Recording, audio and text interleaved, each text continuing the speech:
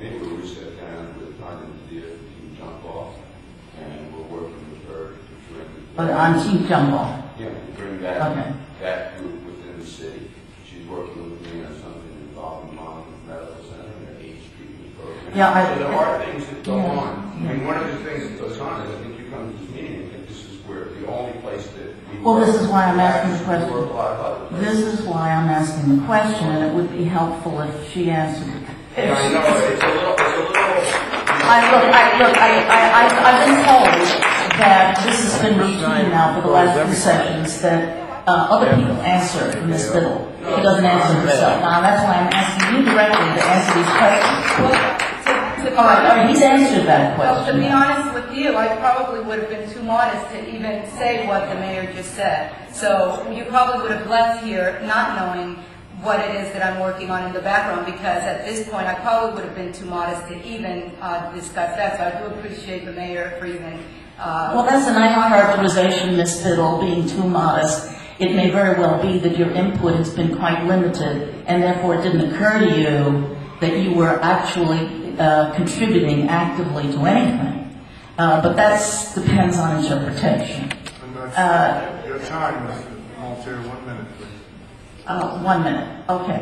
The other question that I have for you, since you're running for council, do you have any programs, any ideas that you want to put forward? I haven't heard any yet, and I haven't read any in the newspaper, so I'd like to know what they are. Well, first of all, let me just say this and say it very clearly. I think that this city council meeting should be directed to things that are on the resolution, to things that are actually on the agenda for the evening. I believe that you're asking me to get into a political debate. No, I'm not asking you to get into a political debate.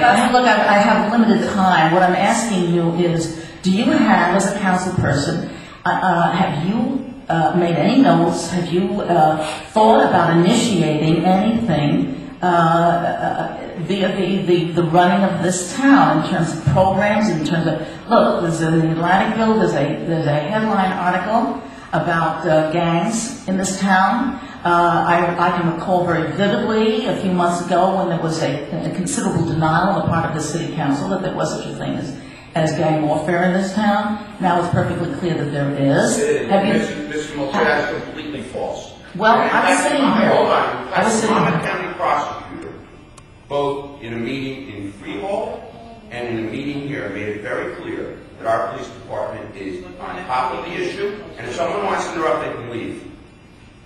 On this particular issue, I'm not putting up with this right now. I resent deeply the attempts by several people in this town to exploit this issue for their own political gain. The fact is Lewis, I'm not saying you did it, but it has been done, and that paper didn't say that. And the fact is that Louis Valentine was the Monmouth County prosecutor and is the chief law enforcement officer for this county. He didn't put up with it either. He said our police department are on top of it, that we do a very good job on it, and that we don't have an active gang problem. So I don't know who you're quoting. It's not the paper. No, I'm talking about myself as a resident of Long Branch, reading the newspapers, coming to city council meetings, and all I heard, actually, Mayor Schneider, was, yes, our police department is on top of it. Now to me, the way I decoded that communication was, we don't really want to talk about it. It may be an embarrassment, so maybe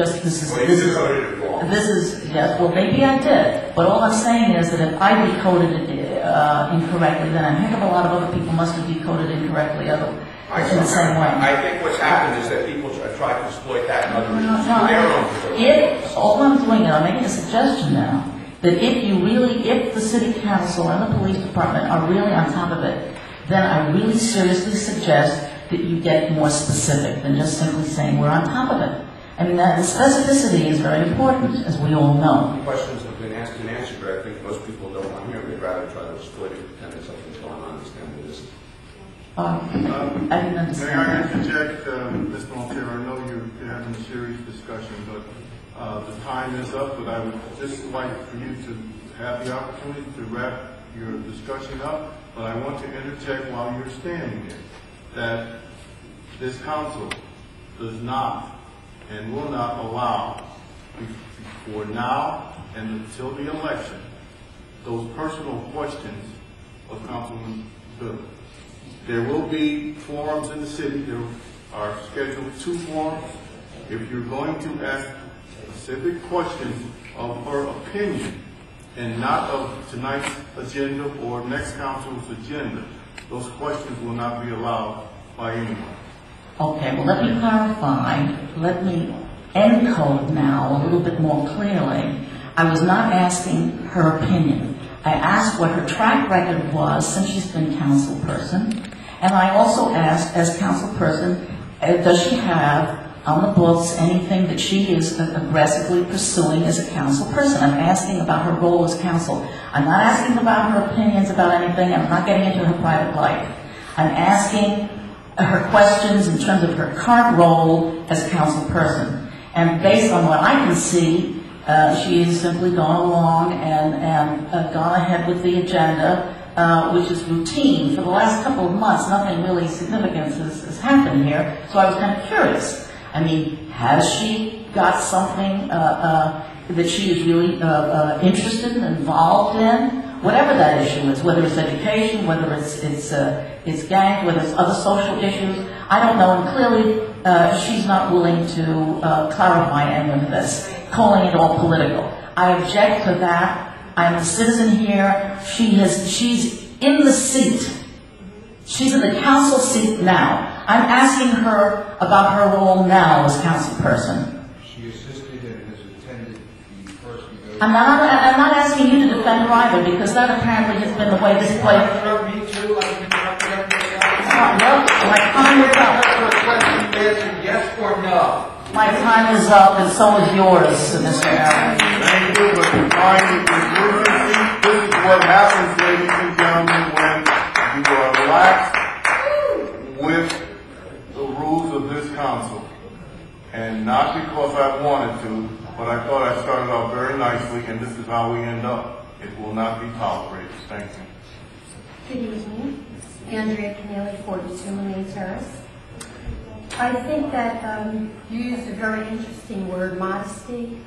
I think the people of Long Branch want honesty, not modesty, and they want to know what you stand for, and I think that's a pretty fair question. And if that's the case, please feel free to attend the debate that's being held on Thursday, on the 26th at 7 o'clock in the middle school. And then there's another debate that will be held on October 30th at Trinity Church. So please feel free to be there and ask your questions regarding my political stance at that time, because I will be happy to do that. I think that's fair. This should be limited to what is on the agenda. There's been a lot of rudeness, there's been a lot of attitudes, there's been council members speaking to each other, like the mayor, we talked about that the last time. While people get up here and they speak, there's been laughing, there's been snickering. There's been a lack of respect for the people in Long Branch that come to these meetings.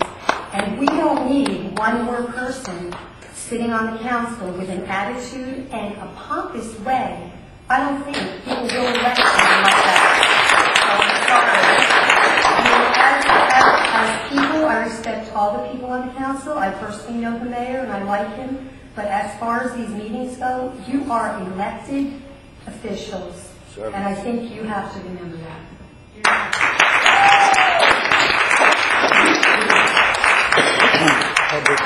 Ugly stuff. I came up here to speak on something else, but the lady who brought up the gang situation. Yes. And Mr. Mayor, you defending the county prosecutor. I stand here on the record. The press is here. He's a liar. I'm going on 60 years old. I've been coming up here for the last 20 years. It's sad, people. It's really sad. Here's a group of people who are fighting for their homes, nice homes. I'm quite sure that the developers can find another spot. Or maybe take the remaining, 22, and give them $1 million each. Because that would be pocket change to what they're going to make. The last time I was up here, I think I posed some of you as to who could live on the other side of Ocean Avenue. $1 million a pop. If they gave me the keys, said, here,